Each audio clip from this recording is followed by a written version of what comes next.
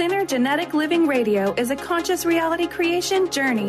Tune in each month as Rick and Grace Paris teach you the innovative approach and new philosophy that will shift your entire paradigm of what it is to be a human being. Synergenetic Living is a living, breathing, conscious experience. As a shaman for 20 years, Rick Paris has been guiding people to fuller existences since his first workshop in 1995. He is well-versed in a wide variety of healing arts, including being an Enneagram expert.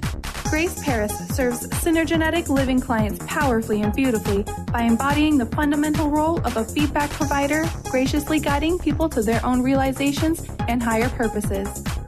On this show, Rick and Grace will share with listeners the key to unlocking the infinite potential of human consciousness in order to create a life of preference. Learn to author your own destiny with Synergenetic Living Radio.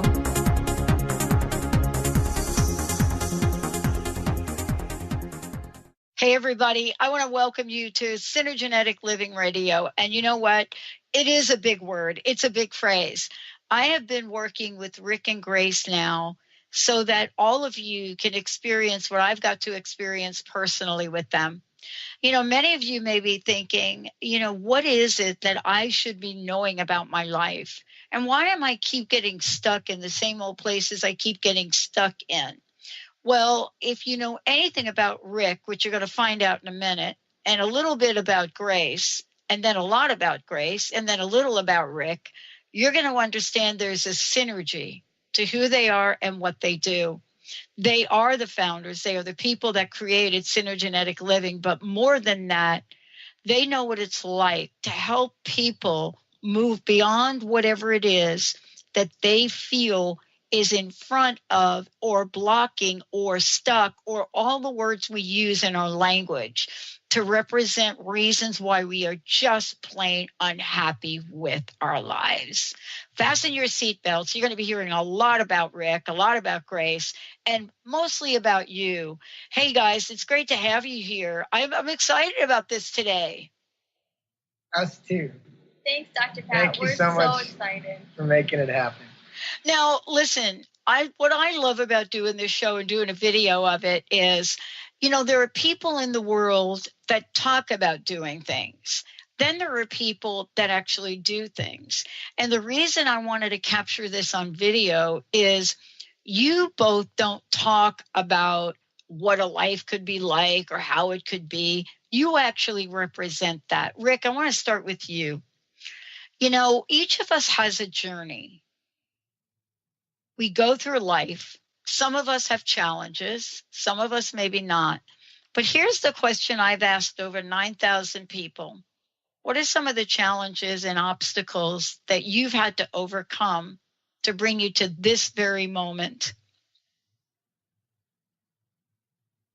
A lot of obstacles. I mean, every human being has obstacles. It's part of being a human being in a physical reality. You need resistance for reality to slow down and take form. And for me, my path as a healer has always been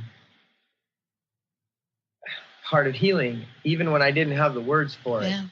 When I was a little boy, for instance, my parents divorced, when I was 5. And I remember really trying to figure out what was going on there, and I went to school, and for whatever reason, I used to show and tell everything going on in my home life in the class. And at one point, the teachers asked my mom if it would be all right that I could speak to the other children after school because so many kids are having so many problems with the divorce. And I seemed to understand what was going on, and I could articulate it. And so that was really the beginning of me understanding more about myself. And that was the first huge blockage in my life. Yeah. My father leaving. It was a very big deal to me to not be with my father. I wasn't very connected to my mother. So when he left, I was really freaked out and not comfortable with her.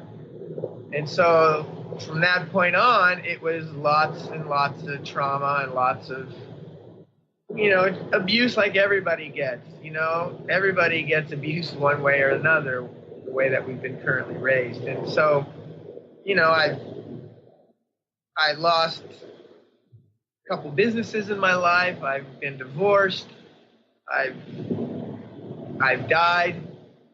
Right. I've a lot of things go on and in all of that, even as a little kid, I always knew whatever the problem was, the solution was in the problem. Everything to me has always been a puzzle. My first day of school, I didn't even say bye to my mom. I ran over to the puzzle table, dumped it all, 3 of them I mixed together and said, watch, I could do all 3 of these at the same time. And my mom was like bawling because I was the only kid not crying for my mom, So I've always been that guy. And as I got older and moved from more of a mechanical sense and realized that when I listen to people speak, I can hear their patterns in their voice. I can hear their, like a repetition, I can hear their energy stop somewhere, that they're running over it unconsciously. And I always want to know what's in that little space between. And synergenetic living is all about the space between things. It's not about the individual components. There's 3 of us having an engagement right now, and the 3 of us are creating an environment together. And that environment's always been much more important to me, understanding the environment. And, when you read things about Tesla and Victor Schauberger and all these cutting-edge inventors from the past who were creating free energy and understanding how to do it, they all watched nature and they all were looking for a harmony. And so when there's a problem, there's a harmonic opposite to that problem. And when you can point it out to somebody, it's a gestalt for them. And they are just like, oh my God, I didn't even see that, And for me, it's a very emotionally mechanical experience for me. I'm feeling my emotions, feeling them inside of myself, and trying to be the best mirror. And at the same time, Grace is with me, and she's helping me be another mirror to check myself as I check other people. Even your telephone can't work if it doesn't have 3 positions. GPS works on a triangulation. Everything in physical reality is actually working on a triangulation. It's understanding the triangulation, and there's a synergy between the 3 parts that's greater than the sum of its whole. And so this is a way to look at life. This is a philosophy. It's a different way to look at things. And I know I got way off the question, and I do. No, you didn't. You absolutely didn't get off on it. Didn't get off because, part of what I love about this is we all get to demonstrate what synergenetic living is by actually demonstrating that in order for us to really be, we actually have to really be, meaning we're being in the moment, we're addressing the energy of the moment, addressing the question of the moment, but also not being boxed in by the moment. And that's really so important in understanding. People ask, how am I going to keep up with my life? How am I going to keep up with the world? How am I going to keep up with information? Well, somehow we think we're inferior to whatever that is on the outside. And we're going to get back to that because I know that there are a few things we're going to talk about. Grace, I got to ask you, though. Grace and I have spent a lot of time together, and she probably knows me better than Jessica, I think. And at the same time, that process of getting to know people is so important. You are right there with Rick, and yet you are still Grace. I want to ask you the question, your challenges, have they been different? Have they been the same?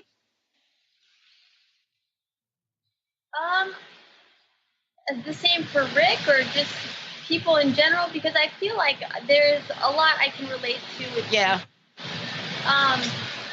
Rick, you'll come to find out he was being groomed to be the preacher of his church.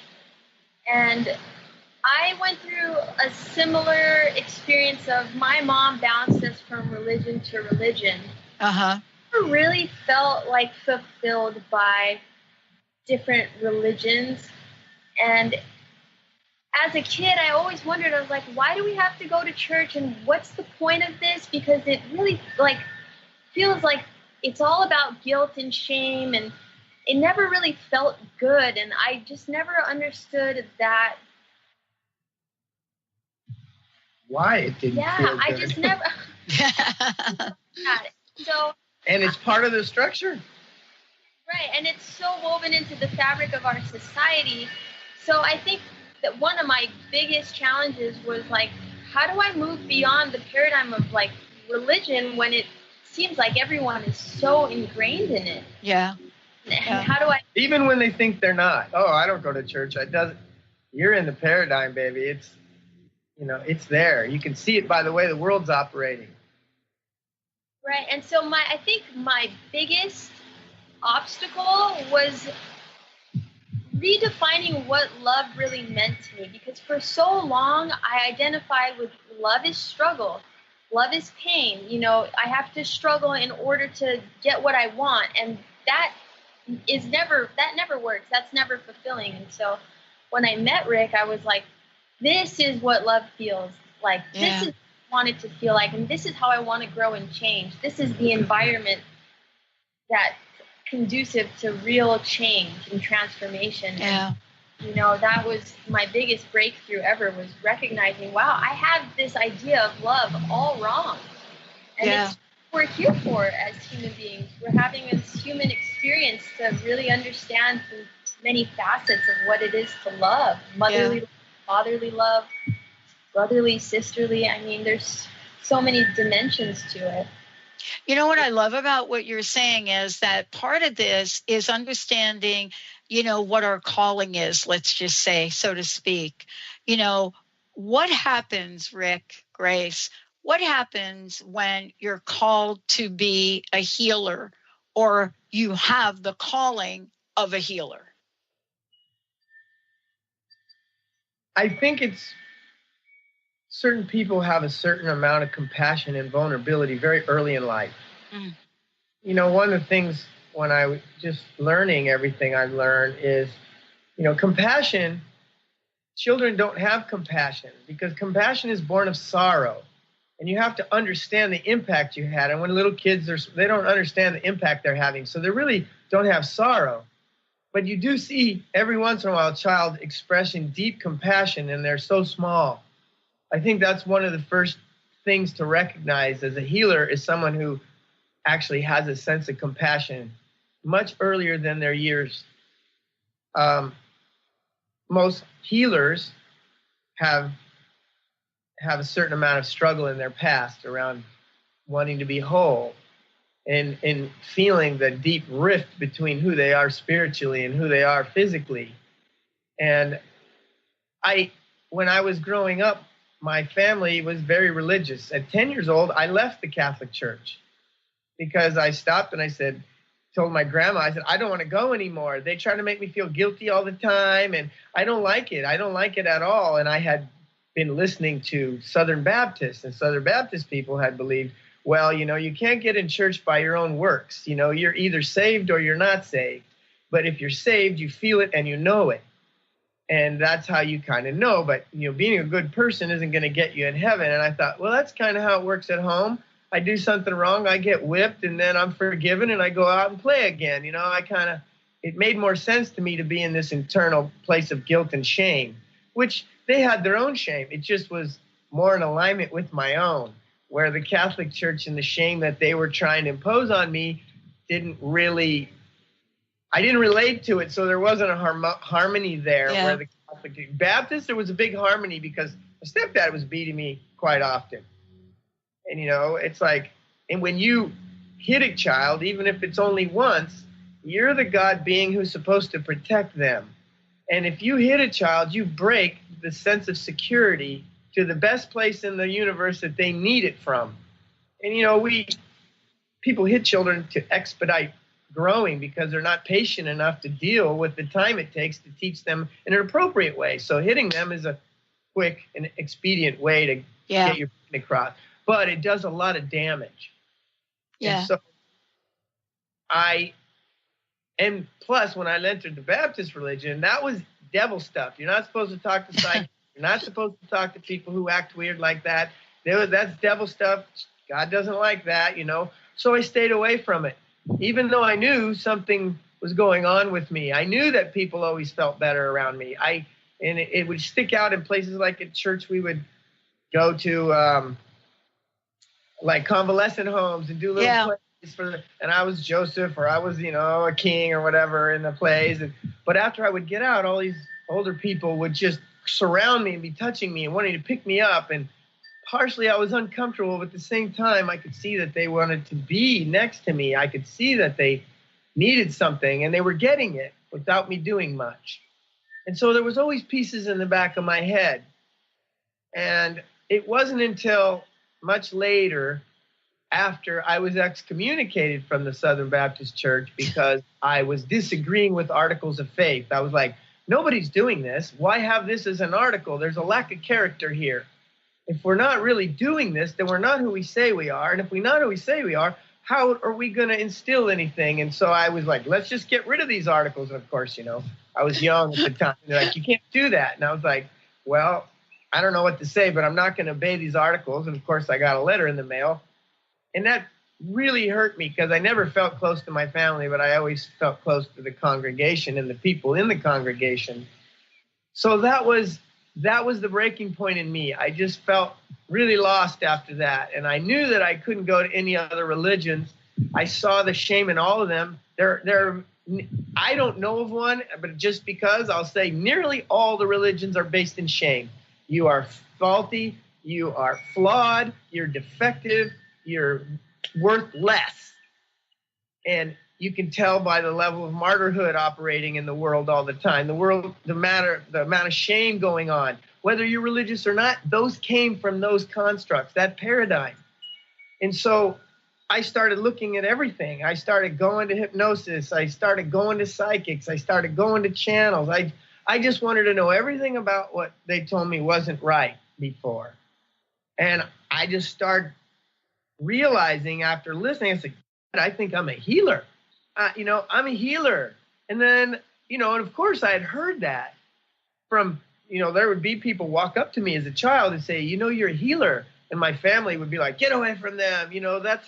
That's not good. Stay away. And so after I started opening up, a shaman, a Russian shaman woman too, came up to me and said, hey, you're a healer. Your aura and everything about you is a healer. And I was like, I'm not really into that. I mean, I learned all this stuff, but I'm not into touching people and hitting them on the forehead or whatever. I'm not into it. I don't want to touch anybody either. And she said, well, what if you knew that your healing had nothing to do with any of that? Wow. And I just got interested immediately. And she's the one that taught me that healing comes in the way that I speak and the way that people listen to me and how that comes out of me. And when I started learning that, I started recognizing how powerful it was for me to just understand where I was coming from in a way that led people. Like, I'm a natural inspiration. I'm a natural champion for love. I'm a natural champion for beauty. Many of my sessions go over because I'm so into what's going on. I just don't want to stop giving. And I feel so good in the process. I go over quite often. And so healing was a long process for me. I studied to be a shaman for about 8 or 10 years before I even opened my mouth to my family. As a matter of fact, it wasn't until my grandfather, who was the only person I really connected with, was dying, and I decided to tell him everything on his deathbed about what I was doing, which ended up being one of the most profound moments in my life at that time. And I had told my grandfather everything I knew about what I more call metaphysics today, which it wasn't quite, I didn't really think of it that way. And he died. And let's push ahead 3 years. I told him, and I felt like, well, I told my grandfather everything while he was still kind of in and out. And I felt really good to share something with him because I told him, you don't need to do this in the next lifetime. I knew enough about physical reality creating. I knew enough about what was going on that I could share that. So I go see this psychic, this very famous one in London. And while we're sitting there, she keeps doing this around the back of me, and she stops and she slowly does this again. And and finally she goes, I'm sorry, I don't talk to dead people, but there's a dead person in the room. He says he's your grandfather and he has something to say to you. And I was like, okay, let's see if she's really on point here. This is my grandpa, right? And so I'm like, yeah, what's he saying? And he goes, on his deathbed, and I just started bawling. She goes, everything you told that man at that time in your life is, He appreciated it so much. He was like, thank you so much. You changed everything for me. And I just wanted to tell you everything you believe to multiply that times 10 in your own life. Take what you told me and go times 10. And I just was so blown out because I had my own little world inside. You know, I wasn't prepared to share it. Sorry, but I wasn't prepared to share my experiences because they were so unique to me, and I didn't want anybody even altering them. Yeah. Except maybe my grandfather. Yeah. And so when he said that, I was like, this is the only person, if it wasn't for him, I don't even know if I would have survived. Yeah. And so I was like, okay, that was my grandpa. I know how he talks to me. I know what he would, that was him. Yeah. And I never heard from him again other than in my own meditative experiences, but not like that. And so I said, okay. And at the time I had known, or let's say I was really incorporating in every possible way in my life that belief precedes experience. Most people in the world think experience defines my beliefs. Mm-hmm. They don't recognize they're a God being. They don't recognize they're creating reality in accordance to their will. And because they're not, you know, I don't like to say fragmented, but people need to be diversified. You're a multidimensional being. Dying, let me get that experience. And your child and your adolescent and your negative ego, these are, and you have many other aspects, but they're real and they're in real time. And when you're experiencing something from the past now, it's because another leg of the synergy that is you is vibrating. And the circumstance is making me afraid because I'm afraid it's going to happen again. Therefore, I put that belief in front of me and it happens. That triangulation happens. So your beliefs precede the experience. It is not the other way around. And, you know, of course, it takes a lot speaking to people for them to understand that. And how did dying help you understand that? I don't want to go too far without, you know, because I won't remember asking you that question. I wanted to know how dying helped you get, you know, see that perspective about 100% reality. Because I had ingrained that so deeply in my subconscious and my unconscious, I've been meditating for years to own that because I recognized it was the most powerful belief I ever heard. Mm-hmm. And me, if somebody told me a more powerful one than that tomorrow, I would drop it and I would be on the next thing. I'm not attached to what I'm teaching, but I'm recognizing that I know how to teach something that I don't know who's doing this. And I've changed dozens of people's life like this already. Yeah. I know it works. I know because dying, when I left my body, I recognized what was happening to me. And when I died, and see, near-death and death experiences are totally different. They're not the same. And a person with a near-death does not have a death experience. There's a space of life and there's a space after the life. And there's a third space in between the two. And when someone's near death, they're out of their body, but they always reference what they're doing through the physical. My body was there. I'm walking around the hospital, or I could do anything I wanted. But they're always attached to the physical, even though they're not in their body. When you die, you let go of that connection completely. Then what happens? You're immediately out of the universe. And the universe is a sea of possibility. That's it. When you dip your consciousness in the universe, you and the universe mix in a synergetic expression, and all that is the combination between you and the gift of physical reality.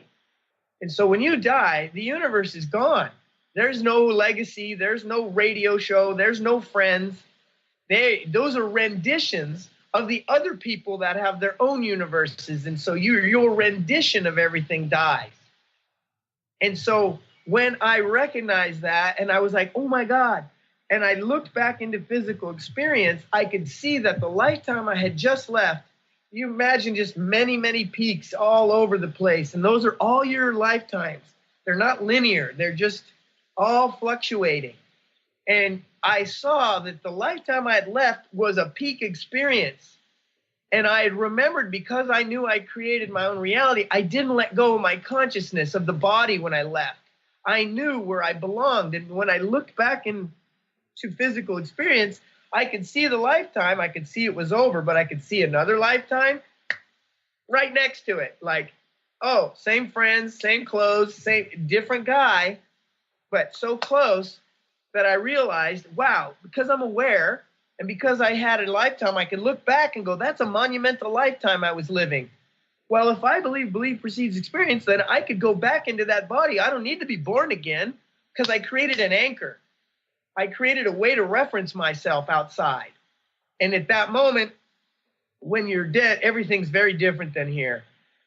But in a nutshell, if you can articulate a question, the answer is there. It's like you're already Google. Yeah. It just happened.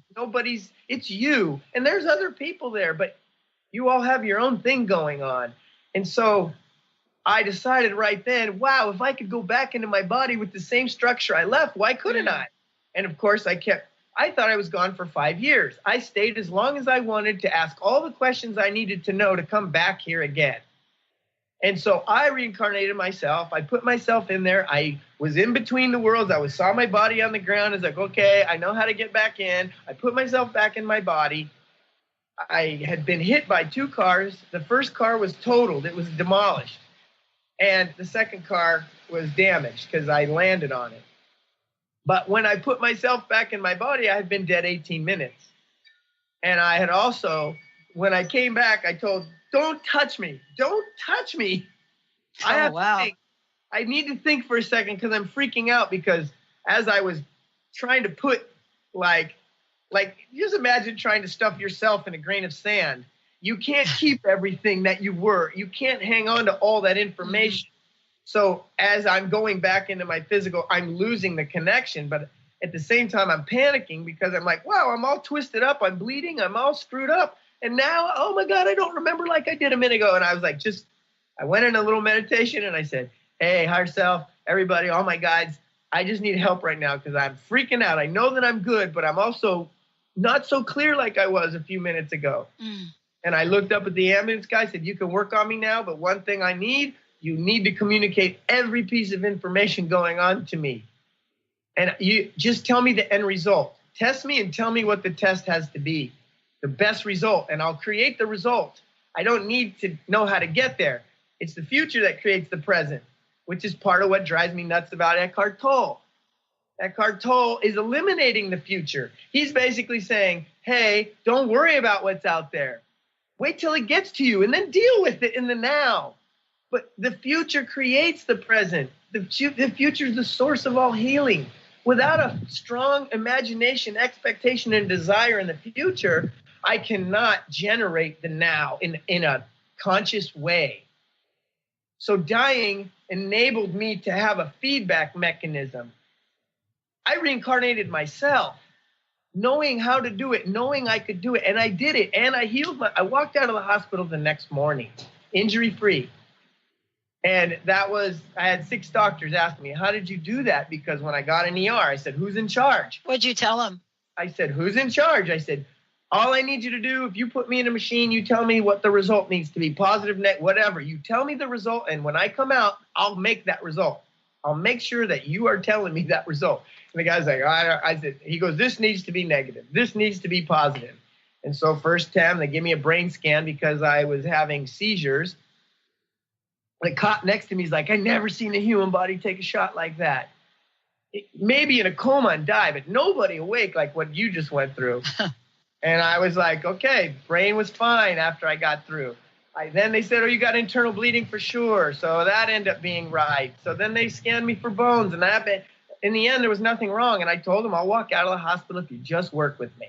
And I did. I walked out the next morning on my own by myself. They signed me out. I went home. Of course, my entire life changed. It took me many years to incorporate that experience, which also, when you come back into a physical experience all the way in and out, you take on another spirit. Your soul is forever. But I am not the same guy I was here before. The physical reality is not the same reality it was when I was here before. It looks similar, mostly, but things don't taste the same. My love doesn't feel the same. My experiences aren't the same. And it took me a long time to get comfortable with almost like one guy inside, but two different parts of myself, always having to let go of. I had an amazing life. My businesses were kicking butt. I was traveling all over. I was promoting clubs in Hollywood when I was in my mid 40s. Yeah. I was having a kick-ass life, and then it was over. Yeah. And so death, there's a lot that happened between my grandfather doing what he did, he really committing on a level that I wouldn't even understand how to commit to if he hadn't suggested it. Me just committing because I was understanding beliefs precede reality. So if he's telling me to go 10 times deeper, I'm just going to go. I trust him. He's the only person I trusted. So there's a lot that happened to make that significant. Yeah. And I love this because we've been talking about, for folks, if you're just tuning in, this is Synergenetic Living. I'm Dr. Pat, Grace Paris, Rick Paris. You know, the deal here is that the three of us been talking to each other for about a year. And so I've gotten this wisdom along the way. I've got it through you, and I've got it through you, Grace. And I applied it last Saturday. Because I remember talking with you, and I thought, and I'm just, this whole belief precedes reality. And I thought, okay, I got to try this. And, you know, for me, sometimes I have to take little baby steps. Sometimes not so much. Sometimes maybe not, right? But sometimes it has to be a baby step. And, you know, I was in an environment where people were telling me I was not going to be able to do something that I used to do really well because I was older now. Do you know that story? Yeah. You know that storyline? People with that story. You know that story? Now, I'm not talking about, Pat, you're never going to be able to enter a beauty pageant again. Well, honestly, Pat never entered a beauty pageant. That's not me, really. But it wasn't that. What they were saying is, maybe I should learn to play differently because I'm not going to be able to play the way I did. Now, when you're anything that you love in life, right? People listening to this, pick something that you love in life. Pick something. I don't know what it is. Could be sex. It could be cooking. It doesn't matter. Now imagine people saying to you, no, I'm telling you, you're not going to be able to do it. Those chocolate chip cookies you made yesterday, forget it. You're a year older. You cannot make them. You can't do it. And I remember what you guys said to me. I mean, it just came right in my face. Belief precedes reality. And I looked at this guy, and originally when he asked me to play, I say, no, I don't want to play because I have the belief that I'm going to get killed. I'm just going to die. That's a good idea not to play. Exactly. I mean, it's like, why do I want to do this? It doesn't feel good to get killed. I don't like to. And I just said, you know what? Here's my belief. I am the best player on the planet. I hit everything. I move with ease and grace. And the minute I said that, Grace, I thought about you. You know what I mean? It's like, where do I get a phrase like that? So I said, now Grace is here. This is a little weird. Mm-hmm. And I played. And what happened in that few minutes, it was only a few minutes, so I need a little bit more practice, Rick, I'm just going to say. But in that short period of time, something happened that changed the entire perspective of a room full of about 30 people in that moment. And you know what their answer was to me? And we're going to take a short break, and I want to talk about this when we come back with both of you. Their answer was, wow, now we know not to get her mad. But I wasn't mad. And I want to talk about that when we come back. Let's take a short break, everyone. We'll be right back. Tune in each month to Synergenetic Living Radio, where Rick and Grace Paris discuss the synergenetic way of life, what it means to truly change your perspective in life, what it means to take control of your life and manifest your true desires. For more information on Rick and Grace Paris and Synergenetic Living, check out synergeneticliving.com. Get clear on the life you desire and the current life you are creating and what is between the two. Synergenetic Living, living life loud. Hey, Hey, everybody, welcome back. If you want to find out more about us, go to the Dr. Patch or Transformation Talk Radio. If you want to find out more about Rick and Grace, you can also go there, or you can go to synergeneticliving.com. Lots of information out there. Thank you both. Now, look, you work with people all over the world, and this is what this is our first show to talk about how this all evolved and happened. You know, before the break, I was saying, for me, I had a moment where I heard your voice, and that moment, I refused to believe what an entire room of people wanted to tell me was my reality. But I realized that I had been believing that up to that moment. And I said something that, you know, maybe I did get a little angry. Here's the question. Does it matter? No, and that's a big part of what we try to teach people. If you want to be fully expressed, that means I have to be fully expressed in a responsible way with my emotions. And because so many people have been, they have beliefs around anger is not good, and I don't get what I want when I express anger, or people don't respond to me well around anger, all these beliefs, they hinder the most intense emotion for stopping reality. Because really, in many ways, anger is the brakes of reality. If you start to get mad and you let it go, everybody goes and looks, because it's intense, and so the entire reality just can stop.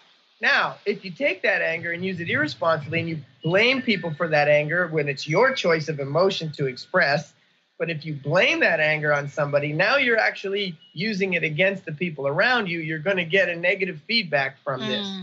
Now, if you really honestly express it and you're like, hey, F this doesn't, you know, and you're not pointing it and you're really in the middle of expressing it, while that intensity is going, you could make choices in the background and create the reality with the intensity, because physical experience is created emotionally. It's you are not, I think, therefore I am. You thinking is the spirit. Soul is the emotional part of who you are. Your soul, when you die, is the only thing that really you're experiencing. Spirit is over there, but it's a different expression of spirit.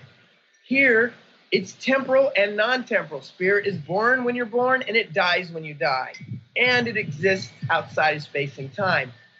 So when you are in those moments and you're trying to recognize it and you're feeling angry, what's really happening is the next emotion. I recognize that my belief, and I don't want that belief anymore because it's been hurting me.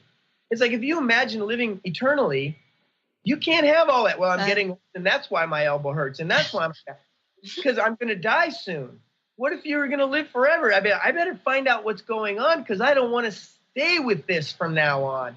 And because form is following function, most healers out there understand when you unplug the function of why the body's reacting, the body goes back to harmony. Well, so does the reality when you understand how to unplug what's going on in reality. Reality goes, not only does it go back to harmony, it can go wherever you want it to go. So when you start learning to be present to your emotions and know that my choices are creating, if I feel resistance in the outside experience, it's because I have a limited belief that I'm hitting right now. Oh, totally. And so when I unplug it, that's gone. I don't have to go back and again next weekend because they're saying the same stuff to me. That's the pattern that I'm trying to release if it happens more than once. If anything happens to you twice in a row, you're living in the past. Yeah. Yeah. You know, this idea of synergenetic living is, and this is what I love about this. I didn't get to meet one of you. I get to meet I met both of you, and you both represent the synergenetic process of two people coming together in ways that are indescribable, creating something that's bigger than either one of you, right? And Rick, you just describing this through life experiences. So in a way that I can relate it to something as simple as hitting a ball 100 miles an hour. And I'm not, it's a little table tennis. It's a ping pong ball if you really want to know.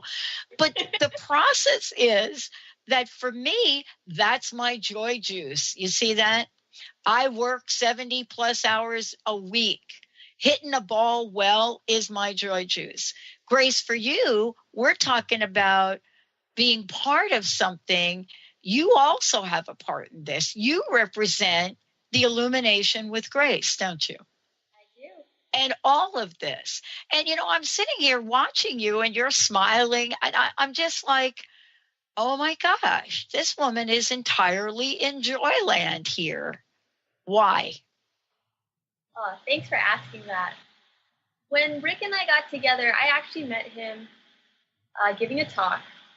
And I thought the information was just so profound and beautiful, a little heady. Like, I couldn't really understand what it was all about until I really got more time with him. And I was like, oh, I can really sink my teeth into this.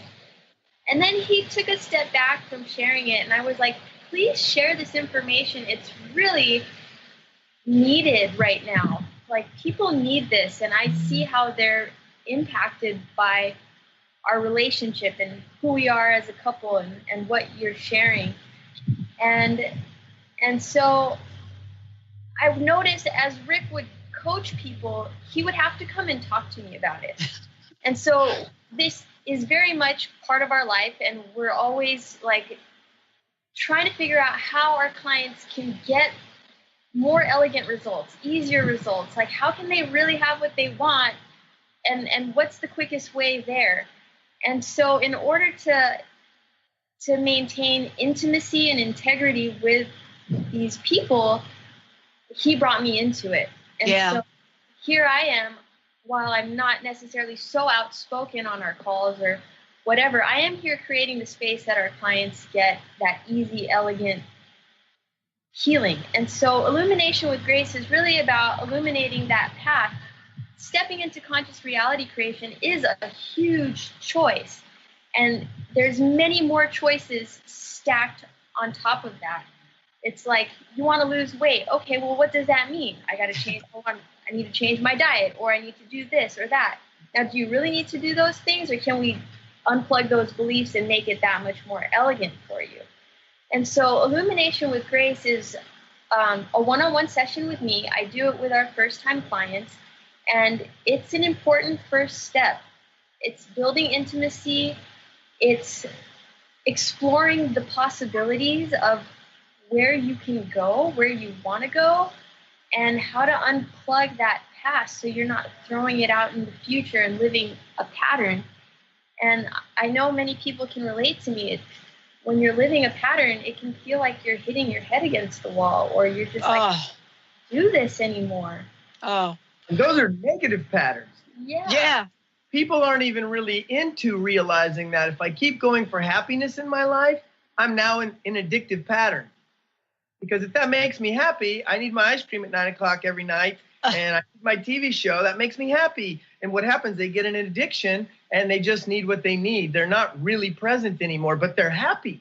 And, hey, I don't want to diminish happiness, but there's way more going on. There's way more to do. Happiness is just the first step that people dream of. I had no problem. I just want to be happy. Yeah, well, to be happy, you need a positive future. And then you recognize joy is what I'm really after. I want to enjoy myself. Yeah, that's it. That's it. That's different. Right. That's very different. Very different. And, I know we're going to do an entire radio series, but I'll tell you what you just said, both of you right there. And I'm glad I picked the right thing, because joy is what I get from both of you. Both of you. Yeah. But there is confusion. There really is confusion. We see this thing on the outside. And we want to be happy, happy, happy, happy. I'm telling you, when I was there, even if it was that short 20-minute period, it changed me. Now I'm going tomorrow, and I'm going differently. Do you see? And I think that's synergenetic living. I think that's the work you do, because once this gets touched, right? Once we get to feel this, experience it, I can't go back. Exactly. See, do you get what I'm saying? I can't go back. No, I can't go back. And I'm telling you, if this doesn't work out tomorrow, but I have the belief it will, but just in case, you never know, I'm calling you because I want that. I want that thing that happened the last 20 minutes, tired. I'd been playing for like 5 hours, tired, sweaty, and great. I love it. Great. And Next all I time could hear you're was there, your voice. It will be a different experience It because will now be. you're going to do. But now you're going to see many times when you move through that and you're in a group, the next time you come back more on point of what's going on, you start inspiring them. Because you made a leap since last week and they don't know, but they know you're different and they get inspired. Like, look at her. She was just arguing. You see, it'll bring up the next level. Because in synergenetic living, the steps to getting there are the qualities of being there. And the qualities of being there are the steps of getting there. Because the future is dictating. And if I hit a blockage on my way to a future position, that's just part of the step going across the creek that I need to get to the next step. It's not a problem. It's the next thing mechanically that needs to happen to me to elegantly get to where I want to go. And then there's a point when you start learning what those are, you can diminish those and put positive pieces in. So this keeps building on forever. Look at the action. I mean, we're going to be talking about a lot of really deep, deep things. And I'm sorry if I'm digressing a little bit, but I had to share this with you because this for me is major. I was a 1973-74 champ. People out there today look at their past and say, well, I used to do that when. Oh, I did that when. Oh, back in the day. Oh, and my gosh, we don't have to do that. And that's what you do to help people. So, okay, here's the thing real quick. I get done and the gentleman that's been coaching me, helping me, who actually built my paddle, beautiful titanium, great rubber, a little bit slow for me. But he says, you know what? I got another paddle. It's faster, and I'm going to put faster rubber on it. Now, this is somebody that thought the thing that I had was too fast for me. Now we're going to get like a new one, and we're going to get like faster rubber. What? Okay. Nice. Right. Instead of slower rubber, right? So all you're saying is, your reality is telling you you're going the right direction because the feedback is telling me that I am. And I can trust the decision I just made because reality went in the direction I wanted it to go. If it went and they said a slower paddle, you'd have to say, okay, I didn't incorporate that belief yet. And I just got to work on it more because now I can use my coach, the paddle builder, as a measuring device to how am I doing when that guy, when I get back into it, he goes, I want to give you a faster paddle. Faster paddle. I'm back. I am now where I am. To use your life in physical reality, what you're supposed to be doing is generating the reality. And time is in place to give you the chance to make the adjustments for it to come out the way you want it to. And this, we're talking about our lives here, though. See, I may be talking about a game, but not really. Not really. No. We're talking about that job you want. We're talking about that business you want to start, that romance you want, all of that. When we first started trying to market ourselves, every time we'd hire a market, say, you got to find a niche. You got to find, I'm like, if you understood what I was teaching, you'd know that I don't. Yeah. I didn't ask you that, did I? No, but people do all the time because I'm like, when your paradigm is bigger, there's an answer or at least a solution, a way to get an answer this way. And it works every time. And people go, oh, it does. It does because I'm in alignment with the harmony of what's happening in the bigger picture. And I'm the third leg here.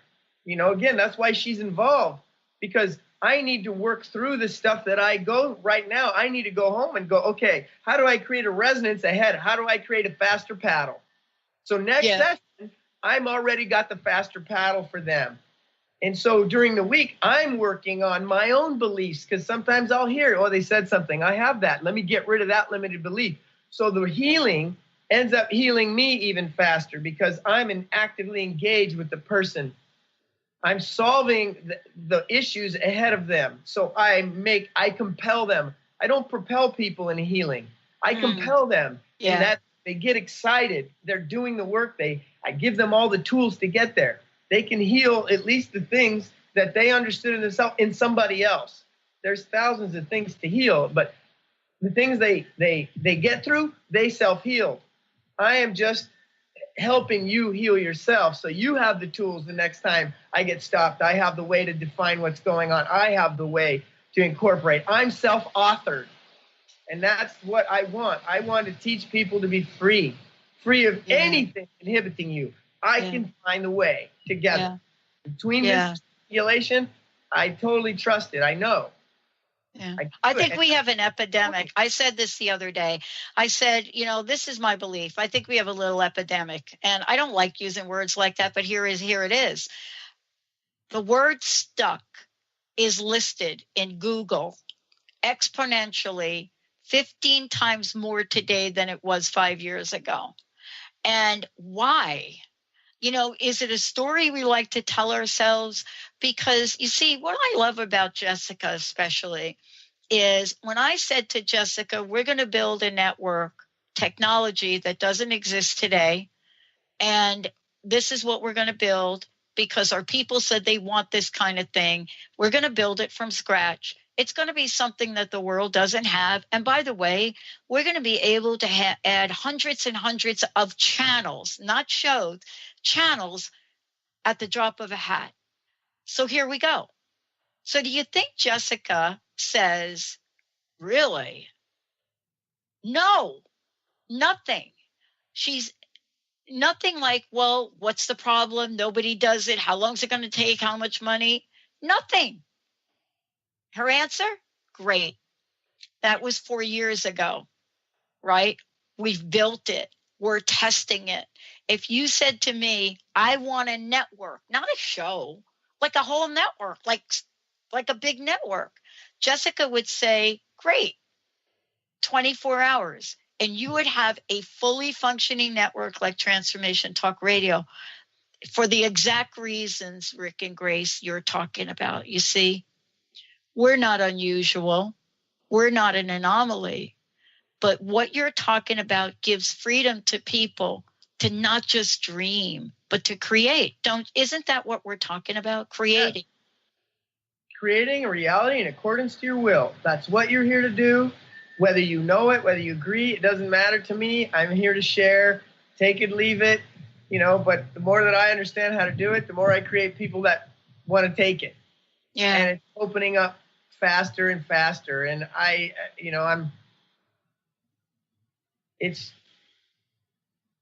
it's trying to figure out how to be and live my life the way I want, and at the same time allow something so new and so sophisticated in a way. It's a very sophisticated system because evolution is a spiral up.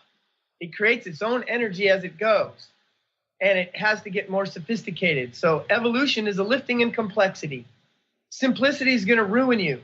Don't try to be all simple and find all these little simple, it's not going to work. We've already lifted. It's like you got to go from 2.0 to 3.0. You can't go back to 1.0 because you liked it better. It's got to be a lifting, but there's lots of things to learn. And I tell people reality creation is like a huge birthday cake. So exciting, so amazing, but you're not going to eat that thing in one day. I'm going to take a bite, and I'm going to take a bite, and I'm going to take a bite. And after a while, I'm going to be so excited of what it was. And there's plenty of people hearing me, and I don't even argue with people. I don't hardly have it happen anymore either because I'm learning how not to create that, not to allow that in, And of course, when you're talking about something new, there's always going to be projections. There's always projections in the room. So you have to be able to feel those and feel your way through those as a healer.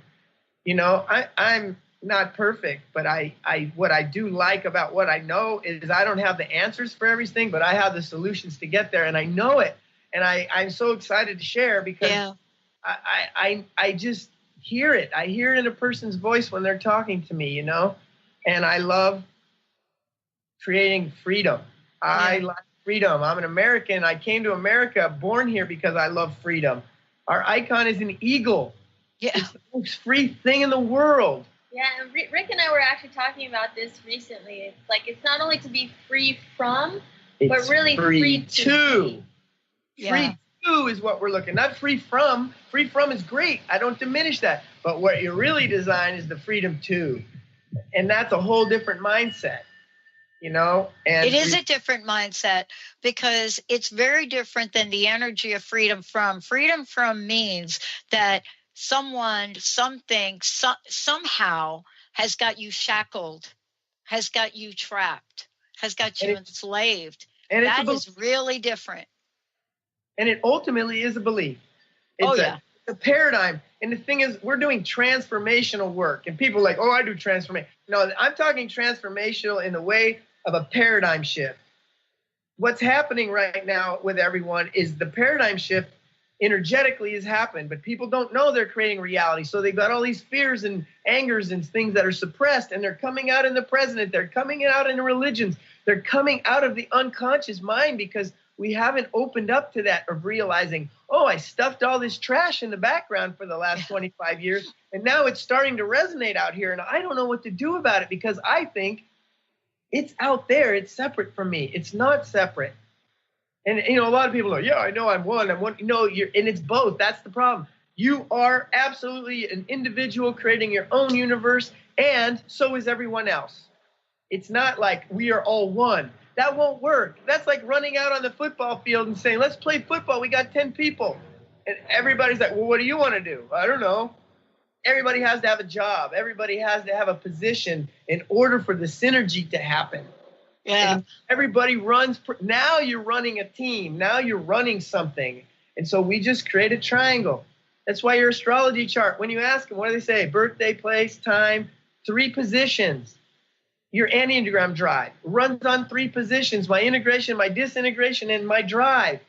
It's a triangle. Tesla was crazy about he was totally infatuated with the number 3 because it is how things are working. It's a synergy between things. And that's what synergenetic living is all about. And I know I'm getting excited. I get fired up. Well, I get a little fired up too, because what we're talking about can be demonstrated. And that's why I'm so excited about this show. You know, it's so that we can bring people forward and say, listen, would you like to take a Synergenetic challenge right now? Would you like to have the opportunity to change a belief and then tell us how that went for you? Okay, what belief would you like to change? Well, for me, it's I'm too old. Yeah, well, let's change that immediately, and then let's go play and let's see what shows up. And I'll give you a huge key to doing that. The future creates the present. What happens when a person gets older? They naturally think my future is becoming limited. Exactly. You have to be more adept at creating and imagining a future for myself because I've been taught that I don't have much. When people die in the hospital or when they're chronically ill, what happens when they get to the point where I can't see myself whole again and they die? It's the future that creates because that's where the hope is. It's in the future. The future is the source of any and all healing. Yeah. I have to be incorporating this. Where I'm going is far more important than where I've been. But we're still stuck in where we've been. Yeah. Interesting thought I want to kind of end up with here, because I know we got to run, is somebody told me a story about humans and the evolution of humans. And they said that, you know, when humans first became humans, I think this is a little joke, but it's a little story. They said when humans first became humans, there wasn't an idea of death except to be killed. There wasn't an idea of age. There was an idea of you walk the earth and then something kills you. That's very different than growing old and dying. And he went on to tell me that carried forward for centuries and centuries and thousands of years, were people that roamed the earth. And he said, yeah, biblical people, these people that are written about, they roamed the earth. They only knew that death would come from somebody else killing them. Because they didn't have a future. They didn't know that there was a future. They didn't know that they were getting old and were going to die. Every day the sun was born and it died.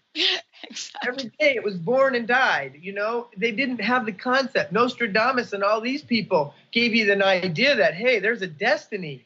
We all have this person's, you see, you created things in the reality to give you the indicators. It was future that they didn't understand existed yet. Exactly. Wow. Thank you both so much. One last question. I want to ask you both, what's your personal message? What do you want to leave everybody with? And by the way, we're going to do a show. This is a regular series, Synergenetic Living Radio. Personal message, what would you like to leave folks with? your dream life is no more than a belief away. That's my thing I say, and it's simple, but it's a very complex statement that takes a lot of understanding. Thank you, Rick. Grace, how about you? I want to tell people to expect the best, to have high expectations. I know. Yeah. I know. And I wanted to do this show with you both in Hawaii because you just don't talk about how to do things. When I met you, you didn't live there. And what you did is you live your life the way you talk about living life. And I wanted for people to see that. Thank you both for today. Thank you so much. I so appreciate it. Thank you all for tuning us in and turning us on. I'm telling you, I know you want more. I know. But, what we'll do is you're going to get more. We'll see you next time. Tune in each month on Transformation Talk Radio for the latest on Synergenetic Living Radio with Rick and Grace Paris. Learn how to get clear on the life you desire. Synergenetic Living is a living, breathing, conscious experience. Rick and Grace will teach you the art of utilizing the future to create the now with a sense of artistic and absolute power, having dominion without domination. For more information on Rick and Grace Paris and Synergenetic Living, or to download an episode of Synergenetic Living Radio, visit synergeneticliving.com.